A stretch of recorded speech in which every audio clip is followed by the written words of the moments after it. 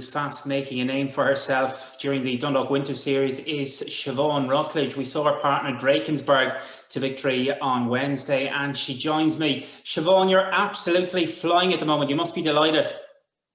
Yeah, thanks, John. Look, it's going well for now. Anyway, I just hope it can continue.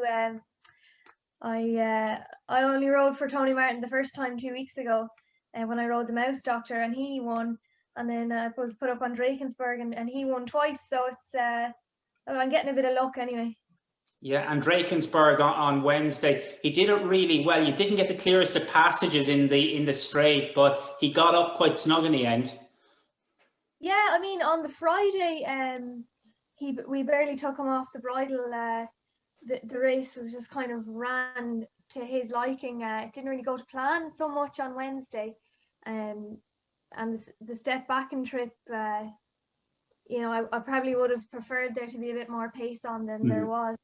But look, it just goes to show how well in he was in the handicap. Like he was put up 8 pounds after the last day, but he ran with the 6 pound penalty. So it was actually 2 pounds in with my claim as well. So he was able to win easy enough in the end. And I'd say he's a horse, if you could keep that partnership intact, there might be a nice handicap in him on the grass maybe during the summer. Yeah, no, I was only thinking that he loves quick ground.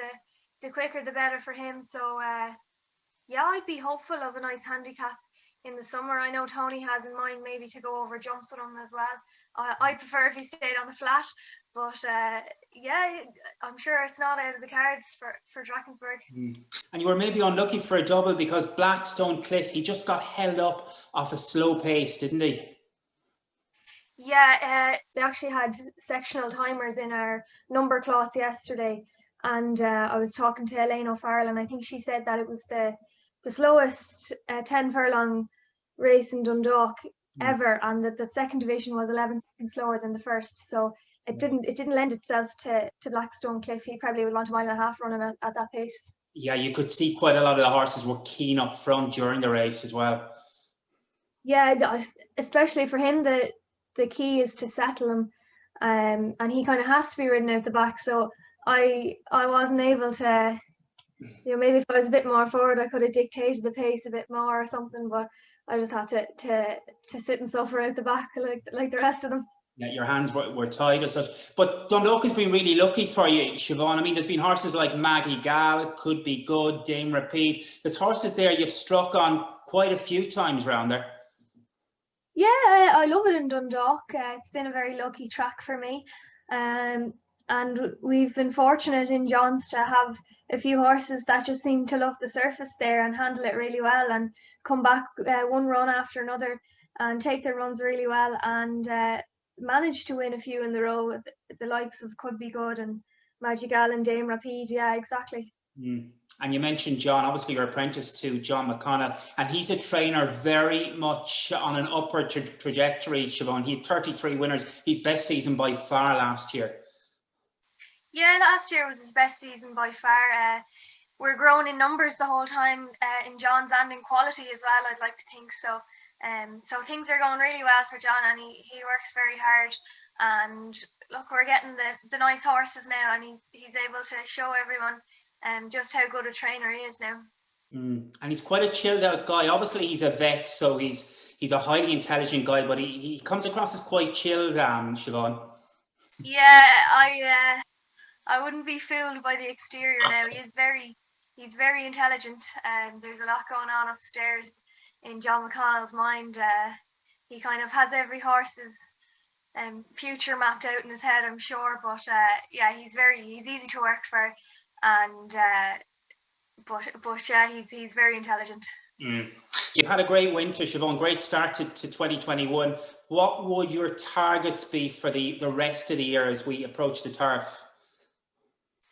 I haven't really set any targets, really. I don't want to be disappointed, but I'm coming kind of close to losing my £7 claim now. I've five winners left, which is something that I never thought would be even on the horizon for me. So if I could get down to my £5 claim, I know things get a bit harder when you lose your claim again, but that'd be amazing to do that. You're mixing up with some really good apprentices. I know Joseph has a clutch of them there, the likes of Dylan Brown, McMonigal, the Sheehy brothers as well. There's a really good bunch of apprentices, isn't there? Yeah, I think it's nearly the best group of apprentices I think that Ireland has seen in a long while. They're nearly ready-made jockeys when they come to have their first ride, just because of the pony racing circuit.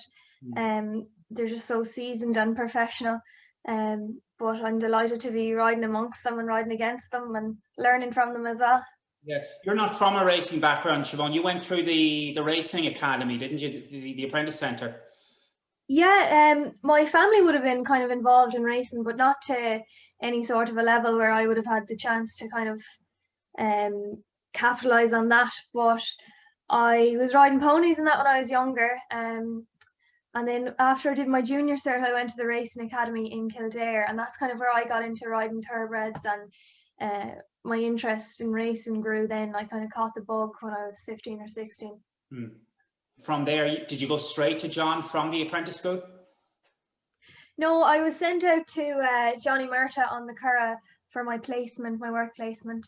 And from there then I went and did my leaving cert when I finished race. And after I did my leaving cert, I was working summer holidays and weekends in Mr. Lynham's, and I learned a lot there as well. And I had a short encounter with college, but I ended up in John McConnell's in the end, and I've been there ever since. So I love it there. Yeah, you're getting lots and lots of chances. You have 4 rides on Friday night, which we'll touch on in a moment. Just very briefly, your idols, Siobhan, the likes of Holly Doyle in the UK, she must be a real inspiration to you, is she? Yeah, I think she's an inspiration to all the jockeys over here, male and female. I think she rides with such strength, and just the sheer size of her. She's tiny and so strong. If I could, we're all trying to take a leaf out of Holly Doyle's book. And Rachel Blackmore, what Rachel is doing on the National Hunt Circuit here in Ireland is just unbelievable as well. She's really inspirational. Yeah, well, you keep the momentum up and you'll get there as well. You've got 4 rides on Friday night, Siobhan. If you want to talk us through them, beginning with Just a Rumour, who's an English recruit. Yeah, Just a Rumour is a horse that John has acquired from a trainer over in England. She's kind of, I think she's rated 46 or something over there in England. She's running over kind of shorter trips, but she's actually quite well related. She's a half sister to Make Good, who won a grade 2 for John just before Christmas in Cheltenham. So who knows, maybe this step up to 2 miles might actually suit her. And we'd be kind of hopeful, more than confident with her. It is a competitive race. There'd be a lot of highly rated horses running in that. I know John has a few quite higher rated horses as well in it, but we'd be hopeful of a nice run over that trip for her. And the second ride I have tomorrow is a horse called Fast Man, who I'm really looking forward to riding tomorrow. He's a new recruit for the Galaxy Racing Syndicate. So that's in the 6 furlong handicap, and it's his first run for them. That's a competitive race as well. The likes of Alfredo Arcano and Woodrow are in that race. So it'll be competitive, but I think he's down to a competitive mark of 86 or so as well. So he could run well. He could run well, and we'll just try and find our feet with him. I think he'll like the surface and everything in Dundalk. The next ride I have is a horse called Roman Warrior. That's a horse that Fergal Brand trains in Killala in County Mayo, where my family are actually from. Okay. So he can be a bit slow out of the stalls. That's over a mile. So if we can get him out, his first time cheek pieces tomorrow, if we can get him out of the stalls, we might make Fergal's drive home a bit shorter to County Mayo. And the last one then is a horse called Characteristic, and he's having his first run for George Kingston. He has kind of snippets of form over 7 furlongs and that he was 3rd over 7 here in Dundalk. So I rode him work earlier on in the week. I think he could run all right as well. That's also a competitive race. And even if they're not winning, Siobhan, I mean, 4 rides, you're still learning all the time, and you're making new contacts. There's new trainers in there you're riding for. Yeah, it's great. I can't believe the amount of support that I've gotten recently, riding for new trainers, meeting new people and making new connections. I'm just so grateful for all the trainers that are using me, and it's great. It's great to be getting 4 rides tomorrow. I had 7 there yesterday, so that was an unbelievable day. It'd make you question your fitness, but Yeah, I guess. I've come on from the runs, I'd say. Yeah. Before you go, Cheltenham is just around the corner, and John has got some decent national hunt horses in his yard. Streets of Dion, how is he? Streets of Dion is great. He's in great form at home. He's skipping around the place. Martin Fox looks after him. He does everything with him, so he'll be looking after him, and he's well. I think he could run well in Cheltenham. We've some neck there as well as entered, so he's also in great form. We'll be hopeful of another couple of Cheltenham winners. Yeah, you don't fancy a spin in the cross country, do you? I think I might save myself for the national if I put on a few stones. I'd say some neck is in the national there as well. So look, if I got to ride him, I think I'll leave that to the Hardy boys. Listen, Siobhan, it was great to have a word with you. The very best of luck tomorrow night for the rest of the winter series and, of course, into the grass season. Thanks for taking the time to speak. Thanks, John. Yeah, thanks for having me.